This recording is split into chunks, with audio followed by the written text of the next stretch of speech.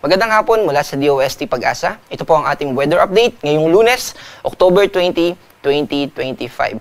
Dito po sa update natin patungkol kay Bagyong Ramil, kaninang alas 5 Gs 5:10 ng umaga ay tuluyan na itong lumabas ng Philippine Area of Responsibility. Sa kasalukuyan, ito ay nasa layong 605 kilometers west ng Lawag City, Ilocos Norte. At dahil sa patuloy niya na paglayo sa ating kalupaan, sa kasalukuyan ay wala na itong epekto sa anumang parte ng ating bansa. Ang nakaka-apekto po sa atin ngayon ay yung easterlies o yung mainit na hangin na galing sa Pacific Ocean. Ito ay nangyayari dahil sa pag-ikot ng Earth sa kanyang axis at may sumusunod na atmosphere, pero meron ding times na hindi nakaka-apekto itong easterlies and meron din namang times of the year na mas nakaka-apekto yung easterlies katulad ng sa ating weather situation ngayon. Itong easterlies po ay nagdadala ng maulap na kalangitan, pero limitado lang yan dito sa extreme northern Luzon. Ibig sabihin, magiging maulap at mataas pa rin yung tsansa ng mga pag-ulan dito sa Batanes at sa Babuyan Islands. Pero dito sa Metro Manila at sa natitirang bahagi ng ating bansa,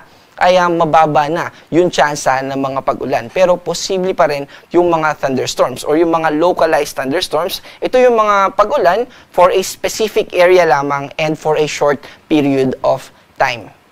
Para sa ating magiging forecast bukas, mananatili pa rin yung epekto ng easterlies at mananatili pa rin na may kaulapan na posibleng magdala ng mga pag-ulan dito sa extreme northern Luzon.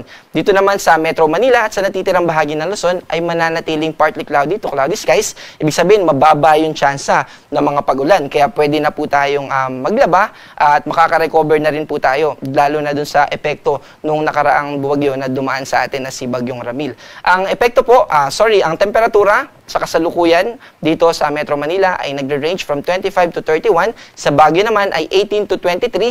Sa Tugigaraw ay 25 to 31. At sa Legazpi ay 24 to 31. Dito naman sa Palawan at sa buong Visayas at Mindanao ay patuloy tayo na makakaranas ng maaliwalas na panahon. Ibig sabihin, mababa lang yung tsansa ng mga pag-ulan na posibleng magdulot ng mga malawakang pagbaha. Ang posible lang ng mga pag-ulan na maranasan natin ay dala ng mga thunderstorms. Agwat ng temperatura dito sa Puerto Princesa ay 24 to 31, sa Cebu naman ay 26 to 32, sa Iloilo ay 25 to 31, at sa Davao ay 26 to 34. Sa kasalukuyan ay wala rin tayong nakataas na gale warning, pero gusto pa rin natin na pag-ingatin yung mga kababayan natin, lalo na kung maliit na sasakyang pandagat yung ating gagamitin. Dahil posible pa rin na kapag pumalaot tayo ng malayo sa ating kalupaan, ay maka-encounter tayo ng mga alon na pwedeng umabot ng 2.5 meters. Para sa ating magiging lagay ng panahon sa susunod na 3 araw sa mga piling syudad sa ating bansa, simula Wednesday hanggang Friday dito po sa Metro Manila, Baguio City at Legazpi City. In general, buong Luzon po ay makakaranas ng partly cloudy to cloudy skies. Ibig sabihin ay mababa yung tsansa ng mga pag-ulan. Ganun din naman dito sa buong Visayas. Pero dito sa Mindanao, partikular na dito sa Davao, by Friday ay makakaranas na tayo ng mga kaulapan na posibleng magdala ng mga pag-ulan. Kasama din po yung eastern part ng Mindanao. Pero sa natitirang bahagi ng ating Mindanao ay makakaranas naman tayo ng patuloy na maaliwalas na panahon at mababang tsansa ng mga pag-ulan. Kasama dyan yung Cagayan de Oro City at Zamboanga City. So, meron pa po ba tayong inaasahan na kasunod itong si Bagyong Ramil?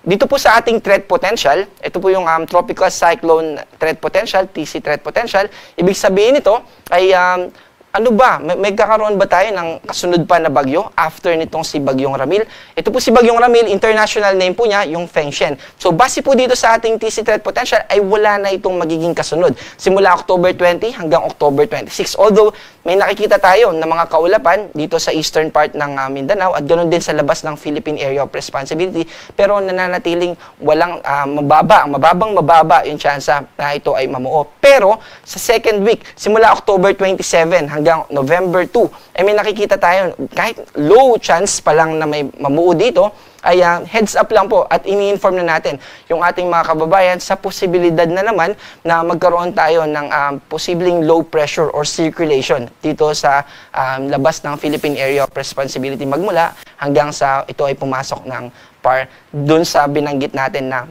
week 2. Ilan pa po bang bagyo ang inaasahan natin bago matapos ang taon? So, 5 to 12 po, pero ito po ay hanggang March next year. So kung aalisin po natin yung hanggang March, hanggang December na lang ay magiging 5 to 9. At dahil ngayong October ay meron ng 3 bagyo na pumasok sa ating Philippine Area of Responsibility, ay babawasan natin ng 3. Ibig sabihin, yung 5 to 9 natin ay magiging 2 to 6. Ibig sabihin, 2 hanggang 6 na bagyo na lamang po yung ating inaasahan hanggang sa matapos yung taon natin ngayong 2025. Pero again, gusto po natin banggitin na itong mga forecast number natin ay based on historical data and then sa ating forecast, seasonal forecast. At hindi po ibig sabihin na umabot na tayo ng ganung number, 2 to 6, ay hindi na tayo magkakaroon ng bagyo. Maaari pa rin po na lumagpas at maaari din naman na mas konti pa dun sa ating inaasahang number ng mga bagyo bago matapos ang taon na ito. Ang ating araw ay lulubog mamayang 5:33 p.m. at muling sisikat bukas ng 5:49 ng umaga. Ako po si John Manalo, ang panahon ay nagbabago kaya maging handa at alerto.